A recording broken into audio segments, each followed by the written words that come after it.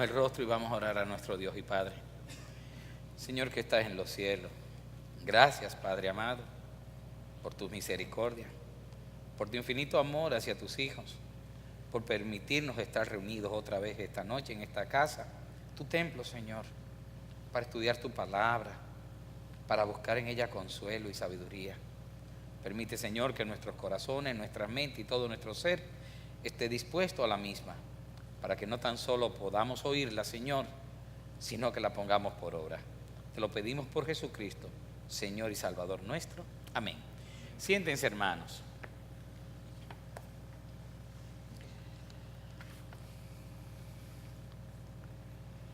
Hoy me quiero referir acerca de lo frágil que es la vida y cuán efímera y corta es la existencia del hombre.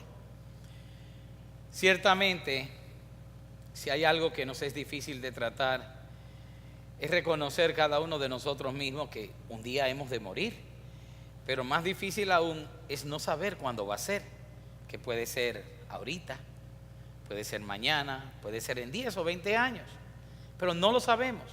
Y eso es algo con lo que el hombre casi no puede lidiar.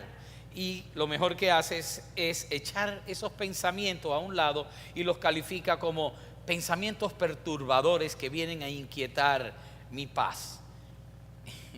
Y si hay una realidad en todo esto, hermano, es que si estás vivo aquí, a menos que el Señor venga a raptar, a llevar su iglesia, a menos que los creyentes sean transformados en ese momento, pues tú vas a degustar de la muerte un día. Y ciertamente yo les puedo decir que el hombre no fue creado para morir. No estaba dentro del plan original de Dios que nuestra existencia finalizara sencillamente por medio de la muerte. No. Esto lo entiende uno mismo cuando leímos en Eclesiastés capítulo 3 que dice: todo lo hizo hermoso en su tiempo y ha puesto eternidad en el corazón de ellos. O sea, ¿en el corazón de quiénes? De nosotros los hombres. ¿Qué puso Dios en nuestro corazón? Eternidad en el corazón. El sentimiento de que nosotros vamos a permanecer, que vamos a trascender aún más de donde estamos y de cómo estamos, es una certeza casi que todos tenemos en nuestro corazón. No de que todo va a acabar y ahí finiquitó todo. Claro está. Y eso viene porque Dios así dispuso que sintiésemos en nuestro corazón, pero en el diseño original de cuando Él hizo el hombre. La muerte no era parte de ese diseño. Solo lo era si el hombre desobedecía a Dios. La existencia y la permanencia al lado de Dios por parte del hombre estaba sencillamente condicionada a que el hombre no desobedeciera a Dios. Y bien claro estaba en Génesis cuando le dice: mas el árbol de la ciencia del bien y del mal no comerás, porque el día que comieres de él ciertamente morirás. Pero el plan no era que comiera. La advertencia estaba dada para que el hombre no comiera. Una advertencia es para que no hagas algo y en caso de hacerlo sepas que hay consecuencias que vas a tener que asumir. Para eso son las advertencias. Cuando nosotros le advertimos a nuestros hijos cuando estaban chiquitos, claro, lo que le decíamos era: no lo hagas o te va a pesar. Y el pesar no era más que la pela, no tan solo la corrección, era la pela que le dábamos detrás de eso. Pues mire, así mismo fue esa advertencia, porque el hombre no necesitaba comer del árbol para permanecer por toda la eternidad, porque el mismo Dios, como dice en Juan, hablando del Señor Jesucristo, Él era la vida, en Él estaba la vida, Él es dador de vida. Tienen que entender que por el solo hecho del hombre permanecer al lado del Señor, tenía vida eterna. La muerte no fue más que sacar el hombre de esa comunión con Dios. Esa separación es lo que ha ocasionado la muerte en el hombre. Primero, una muerte espiritual. Por eso dice la palabra que en otros tiempos nosotros estábamos muertos en nuestros delitos y pecados, como una condición original y natural de todo hombre. Estabais muertos en vuestros delitos y pecados. Pero más ahora, una vez que hemos conocido al Señor Jesucristo, pues hemos pasado también, como dice la palabra, de muerte a vida. Pero nuestra condición, una vez que salió el hombre del Edén, que salió el hombre de la presencia de Dios, es de muerte. El hombre todavía hoy en día no piensa en esto, no le gusta meditar de que va a morir. Y miren, se ha olvidado de la consecuencia desastrosa que todos nosotros estamos acarreando por culpa de pecado, y sigue sintiendo la sensación de eternidad en su corazón. Eso no le ayuda al hombre. ¿Saben por qué? Porque entonces el hombre no sabe medir su tiempo, no se asincera consigo mismo y ver lo efímero de su vida, lo corto de sus días. No aprende entonces a aprovecharlos sabiamente. El hombre que no planifica que un día ha de morir es necio, porque es lo que nos toca. No sabe medir su tiempo, y si no sabe medir su tiempo, entonces no sabe aprovecharlos.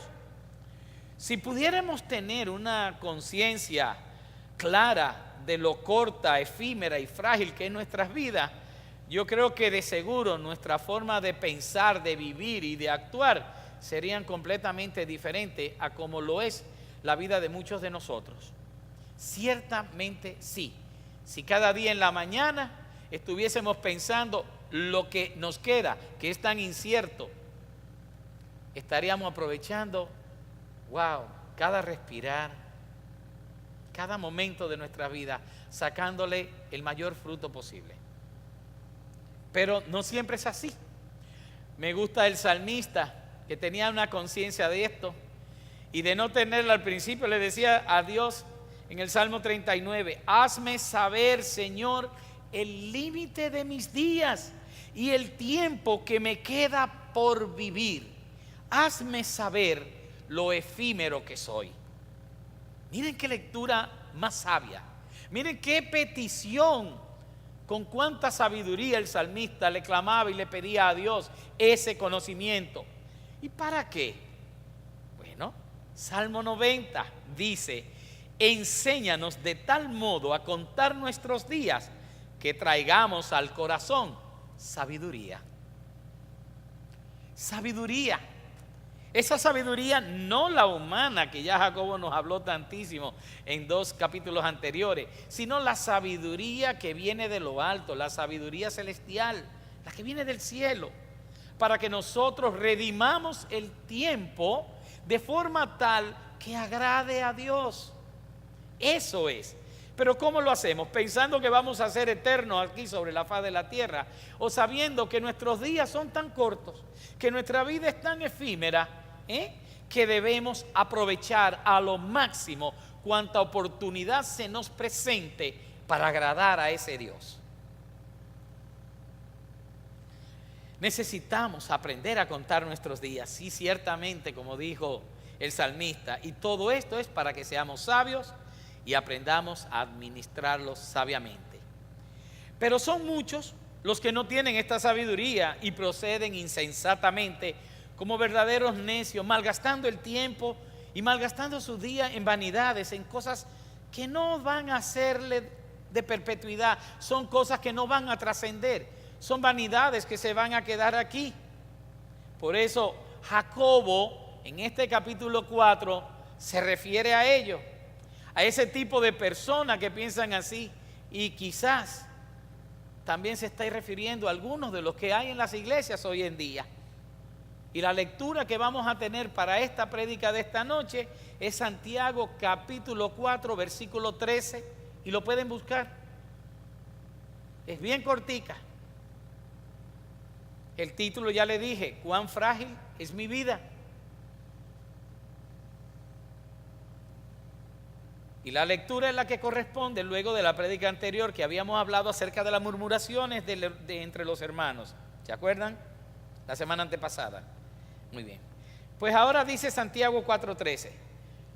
Vamos ahora los que decís, hoy y mañana iremos a tal ciudad y estaremos allá un año y traficaremos y ganaremos, cuando no sabéis lo que será mañana.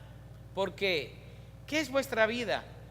Ciertamente es neblina que se aparece por un poco de tiempo y luego se desvanece. En lugar de lo cual debierais decir: si el Señor quiere, viviremos y haremos esto o aquello. Pero ahora os jactáis en vuestras soberbias. Toda jactancia semejante es mala. Y al que sabe hacer lo bueno y no lo hace, le es pecado. Bueno, vamos a ver este ejemplo que nos está dando Jacobo acerca de aquellos que dicen: hoy y mañana, ¿verdad? Iremos a tal ciudad y estaremos allá un año y traficaremos y ganaremos. Si ustedes lo analizan rápidamente, van a ver que hay 3 términos de tiempo, que son hoy y mañana y un año. O sea que están haciendo, cuando uno hace las metas inmediatas, metas a priori un poco más de tiempo, y las de largo alcance a un año. O sea que saben planificar hoy, mañana y un año. Y hay 4 verbos. Los verbos son ir, estar, traficar y ganar. Si nosotros lo vemos todo en el conglomero, vamos a ver que estas expresiones van a denotar mucho que el carácter, el tipo de corazón de las personas a las cuales se está refiriendo, y tomando por ejemplo Santiago.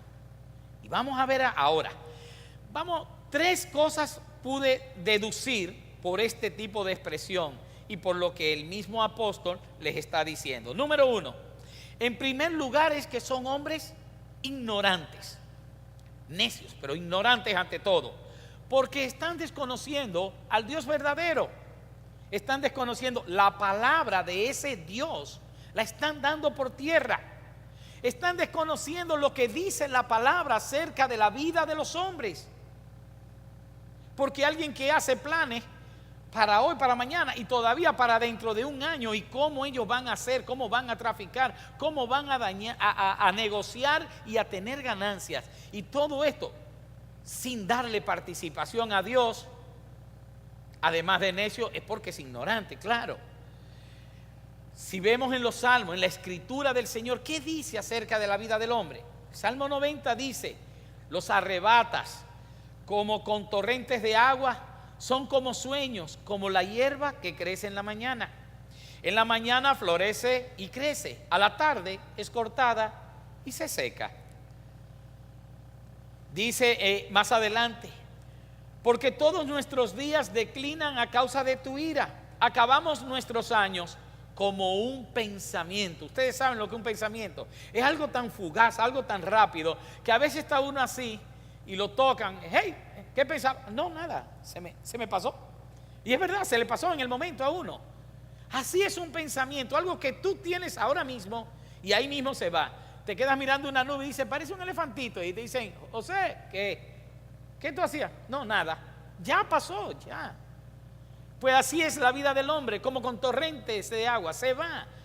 ¿Qué pasa? Sencillamente pasa. El 103, el hombre como la hierba son sus días. ¿Qué cosa? Siempre está el ejemplo de la hierba y la flor de la hierba. Florece como la flor del campo, que pasó el viento por ella y pereció, y su lugar no la conocerá más.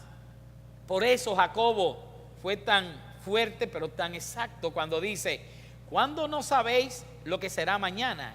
Porque ¿qué es vuestra vida? Ciertamente es neblina que se aparece por un poco de tiempo y luego se desvanece. Los que han tenido que coger la carretera del Cibao, de aquí Santo Domingo, y se encuentran a eso de las 7 de la mañana por Bonao, van a ver que hay una neblina. ¿Y qué es la neblina? No es más que ese vapor producido por la humedad de las plantas, ¿entiende? Eso es lo que lo produce. Pero si ustedes pasan una hora después, ya no hay nada. Ya no hay nada. No es que se cambió de lugar. ¿Saben qué? Se desvaneció, se fue. Hay otras versiones que en vez de decir neblina dicen vapor, porque es lo mismo. La neblina es vapor de agua. Vapor. Ustedes saben lo que es el vapor. El humito que bota la tetera. Nada más lo ven pasar y ahí mismo es así, se desvanece. Por muy poco tiempo es. Y esa es la vida del hombre. Esa es tu vida, hermano. Esa es mi vida.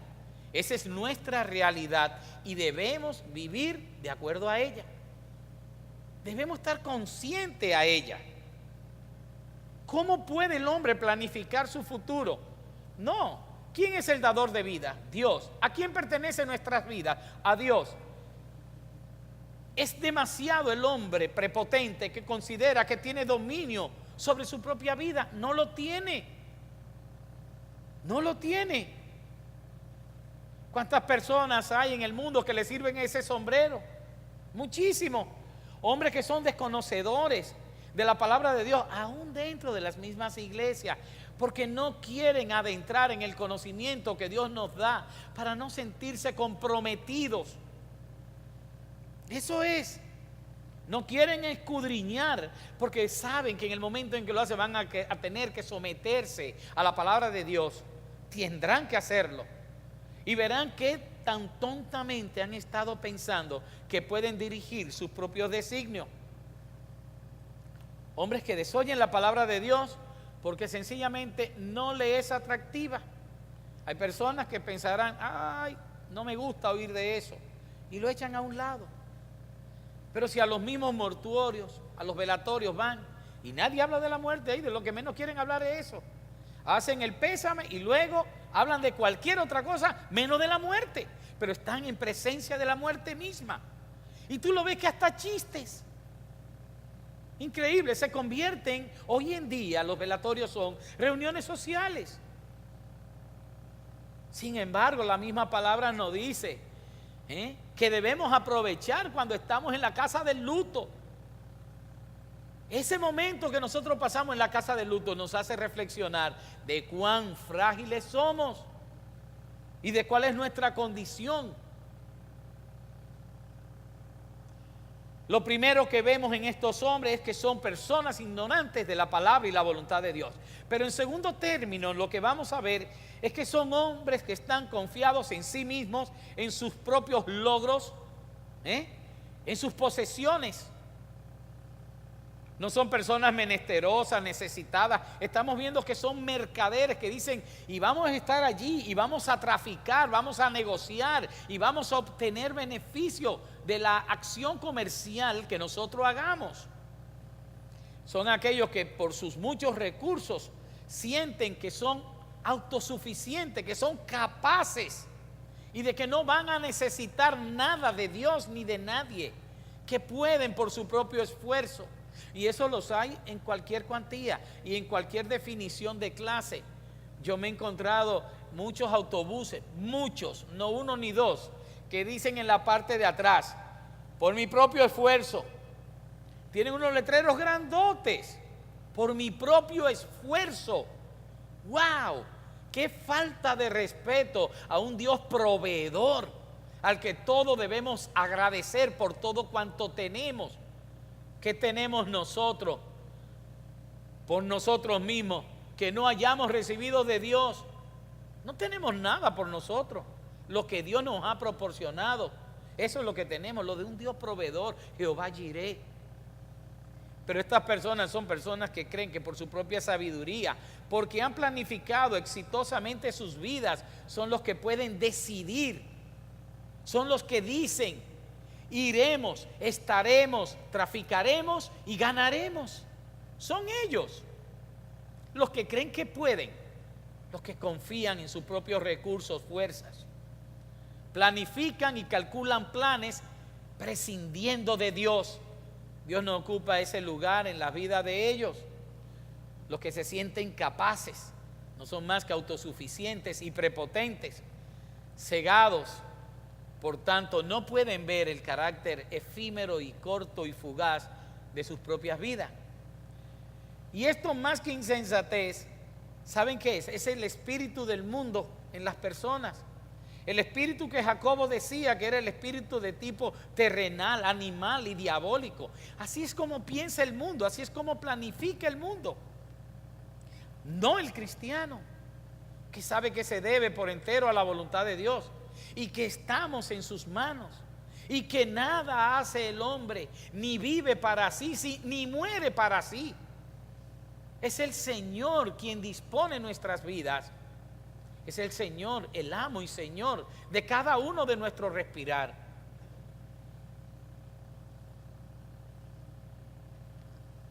Nosotros podemos ver en estos hombres, esa insensatez que les da el tener y el poseer el espíritu del mundo. Podemos ver la excesiva confianza que tienen en sí mismos estos mercaderes para tratar asuntos que son puramente terrenales. Aquí no hay ningún tipo de planificación en que pueda haber algún tipo de logro espiritual, sino terrenales. Vamos a traficar, vamos a negociar y vamos a obtener ganancia. Nos indica también que tienen sus miras puestas en las cosas del mundo y no en las cosas de arriba. Eso no es más que un modo totalmente mundano de proceder y de pensar. En cuarto lugar, estamos viendo que son personas como el mismo Jacobo las catalogó, jactanciosos y soberbios. La jactancia, según el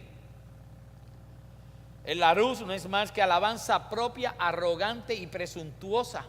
Muestra excesiva de orgullo que hace que una persona se considera que es por sus virtudes o sus bienes propios mejor a otras. Y la soberbia es orgullo o sentimiento de superioridad frente a los demás que provoca un trato despectivo y desconsiderado hacia ellos. Altanería, altivez, estimación excesiva de sí mismo con menosprecio a los demás. Palabras semejantes o sinónimas pudieran ser humos, engreimiento, orgullo, arrogancia, altivez, hinchazón, ínfulas, altanería, vanidad, envanecimiento y fatuidad. Casi nada. Yo la verdad no me quisiera que me dijeran jactancioso ni soberbio, porque según esto son dos cosas horriblemente malas. Y de seguro, todos ya lo pueden saber, son cosas que el Señor Jehová, nuestro Dios, rechaza de plano, completamente. Estas personas que son arrogantes, jactanciosos, soberbios, son aquellos que anteponen sus virtudes y sus capacidades, su inteligencia, como ya le dije, en una autodeterminación y su confianza antes que a Dios mismo. Pero voy a analizarlo ahora bajo otro punto. Y es que esto que hemos dicho y estas características, estas 4 características que vimos en este tipo de personas, a las cuales Jacobo le está recriminando, más que otra cosa, más que jactancioso y soberbio, lo que están ocultando debajo de todo esto, lo que se esconde es un gran pecado de orgullo. Pecado de orgullo porque eso de planificar hoy, mañana y un año sin contar con Dios, sino pretendiendo por mi propia fuerza y olvidando que la vida es neblina que pronto pasa, es presunción. Y esta presunción, que no es más que confiar excesivamente en lo que uno podría hacer por sí mismo, es la jactancia, que también es pecado. Pero es pecado porque desprecia el poder de Dios y la gloria de Dios en nuestras vidas. No le reconoce nada. Es pecado porque niega ese reconocimiento y esa gratitud a aquel que solamente la merece. No a mi menda, a mí mismo, a mi habilidad, a mi conocimiento, mi sabiduría, sino a Dios. Aún la lluvia que cae sobre los justos y los impíos cae por la gracia y la bondad y la misericordia de Dios. Y es a Dios quien se le tiene que dar gracias por ella. Y así por todo cuanto acto bueno nos ocurre, es Dios. No es la casualidad, no es la chepa, no es la suerte, y mucho menos nuestra propia determinación. Es pecado porque en todo esto, esta actitud arrogante y autosuficiente va contraria a Dios, ya que quitamos a Dios del puesto que solamente a Él le pertenece. El puesto que tiene que ver con las principales decisiones de nuestras vidas. Nosotros no debemos ni podemos tomar una decisión en nuestras vidas sin contar primeramente con la anuencia de Dios, con el permiso de Dios. No podemos, porque Él es el Señor de nuestras vidas. Y cuando nosotros lo hacemos, lo que le estamos diciendo, aquí el que toma las decisiones soy yo. Aquí el que puede controlar su vida soy yo. Y eso es anteponerse en el lugar de Dios. Eso es uno mismo, autobrindarse, un culto idolátrico a sí mismo, al propio yo de cada quien. Eso es confiar en mí mismo más que en Dios, es idolatría. Es sacar a Dios de su puesto y decir, yo me pongo en el lugar de Dios y yo sigo y yo determino mi propio destino. Y no puede ser. A este tipo de persona que tiene ese pecado de orgullo, que le quita el lugar a Dios, que le quita la gloria y la honra y el agradecimiento que debemos tener con Dios, es a este tipo que se refiere Jacobo. Y esto trae, porque sí, el juicio de Dios contra ellos. Entonces, hermanos, ¿qué puedo yo decirles? Sino que no confiemos en nosotros mismos, en nuestra fuerza, en nuestras vidas tan frágiles que son. Miren, nada frágil es seguro ni duradero. La palabra frágil en la Biblia, lo que en realidad tiene como significado es quebradizo. Cuando habla de vasos frágiles, lo que está hablando es de vasos que se quiebran fácilmente, que no van a soportar fuerza o el uso. Cuando alguien le dice, camina por ahí sobre ese hielo, pero ten cuidado que es hielo frágil, uno lo piensa no una ni dos, sino 100 veces. Y lo más probable es que diga, por ahí no camino yo. ¿Por qué? Porque se va a romper, no es seguro. Nuestras vidas, el mañana, el ahorita, no es seguro. No es seguro. ¿Cómo podemos confiar entonces en nosotros mismos? Pero ¿saben qué nos está pasando? Que el cristiano está continuamente expuesto al actuar confiando excesivamente en sus propias fuerzas y en sí mismo. ¿Por qué? ¿Por qué esta acción temeraria en los cristianos? Porque estamos siendo influenciados muchas veces por las personas del mundo que tenemos a nuestro alrededor. Porque nos estamos olvidando que no somos del mundo aunque estemos en el mundo.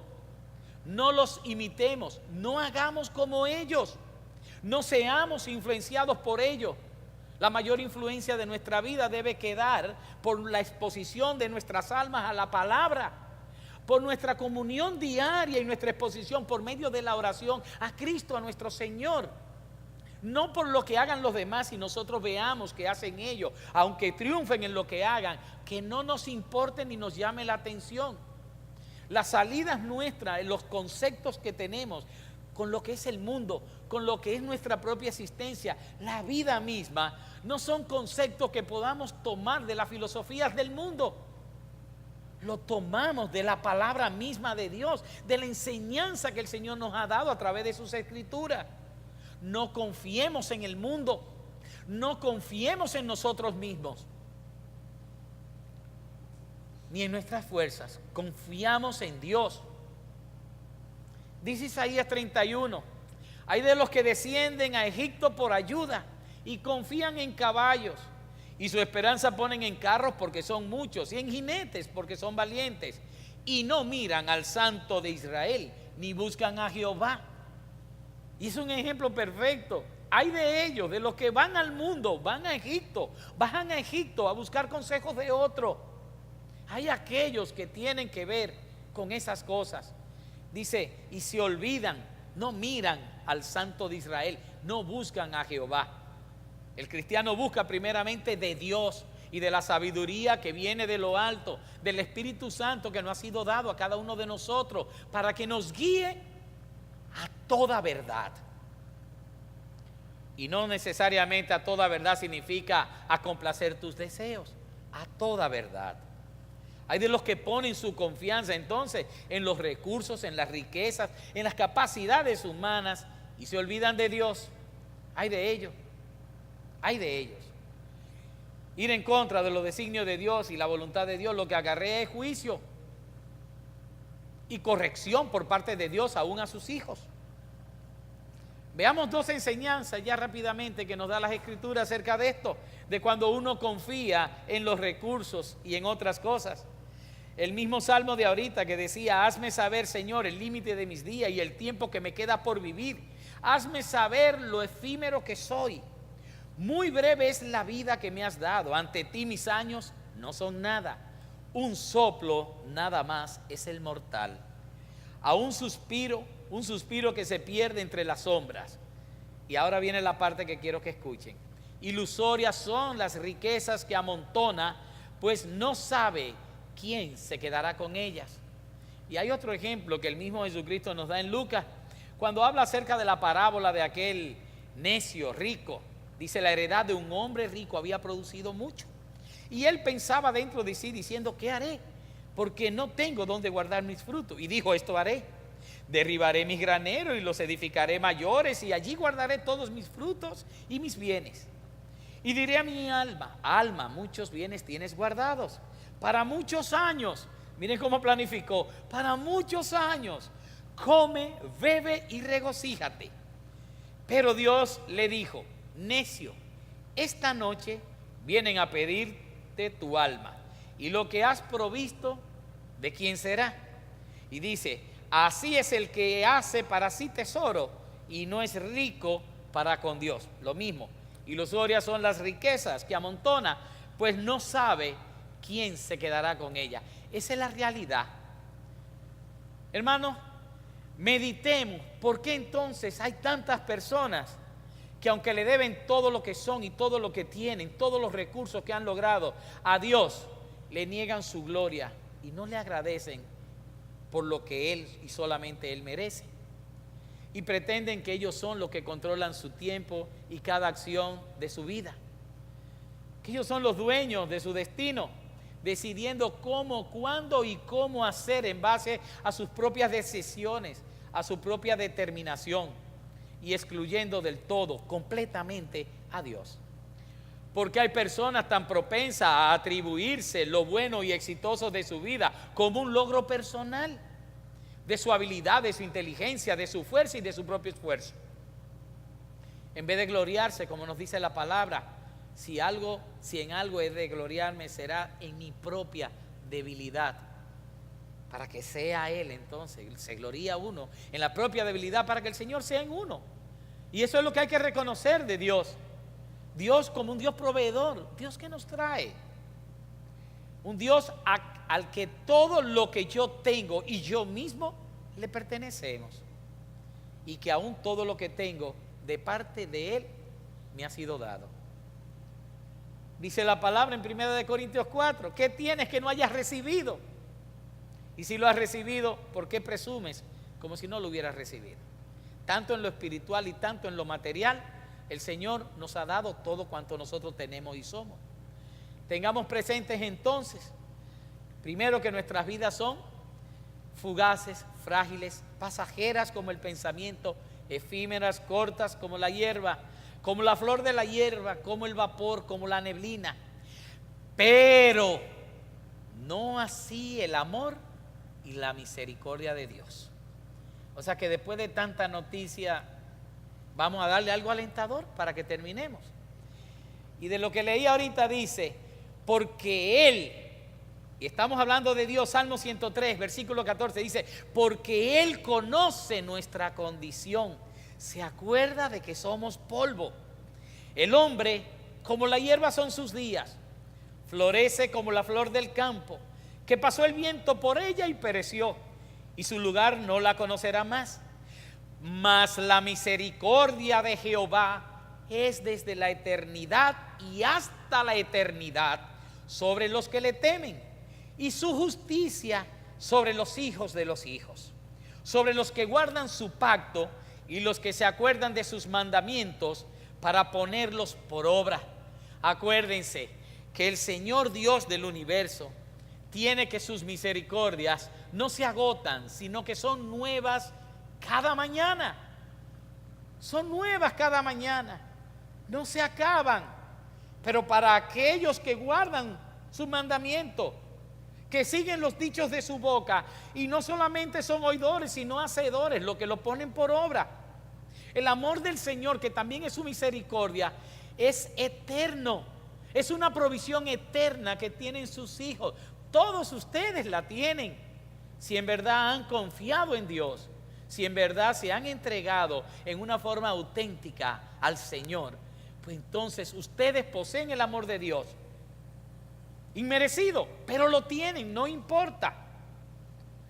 El mismo Jeremías decía, Jehová me manifestó a mí ya hace mucho tiempo, diciendo, con amor eterno te he amado. Porque el Señor no ama de otra manera que no es que con amor eterno. Y 1 Corintios 13, ¿qué nos dice? El amor nunca deja de ser. Y si el amor de Dios es amor eterno, pues, y Dios es amor, según Juan, Dios nunca deja de ser en su amor eterno para con nosotros. Esa es la mayor seguridad que puede darnos hoy el Señor, confiar en Él. No confiar en lo fuerte o en lo inteligente que podamos ser o en nuestra provisión. No confiamos en eso, ni siquiera en nuestras propias vidas. Por eso no hacemos planes con ellos. Por eso vivimos el día cada día. Y por eso lo que intentamos hacer cada día es complacer, agradar a nuestro Dios y redimir el tiempo cada vez que podamos. No desperdiciemos el tiempo porque no sabemos cuánto tenemos. En solo Cristo, en el Señor, en Dios, solamente en Él nosotros debemos encontrar la confianza y la seguridad que todos estamos buscando. Confiemos, por tanto, no en nuestra capacidad, no en nuestra sabiduría, no en nuestra fortaleza. Confiemos en Jehová, en su amor y en su misericordia. En aquellos que guardamos su palabra, mantengámonos siempre en su amor y en su unidad. Amén. Vamos a inclinar el rostro, hermanos. Señor, lidiamos cada día con nuestra vida, todos nosotros, minuto a minuto. Enséñanos también, Señor, a lidiar con nuestra fragilidad. Enséñanos, Señor, a lidiar con la inminente muerte que algún día tendremos, a menos que tú vengas y recojas a esta generación de creyentes. Enséñanos, Padre, a que con todo corazón dependamos de ti en cada aliento, en cada suspirar. Permite, Padre, que con corazón sincero actuemos a partir de ahora, no previendo nada más que lo que tú quieres que nosotros hagamos, Señor, como cosa importante a la cual aferrarnos en nuestras vidas. Que aún nosotros planifiquemos, sea pensando primero si Dios quiere y después a como Dios quiera, a tu manera, Señor. No que tú quieras o no complacer o dejar de complacernos, sino que lo que nosotros hagamos, Señor, sea verdaderamente a tu manera. Enséñanos, Señor, a medir nuestros días, a conocer lo efímero que es nuestra vida, para que, Señor, tengamos sabiduría en nuestro corazón y podamos aprovechar el tiempo sabiamente, podamos redimirlo. En el nombre de Jesús, amén.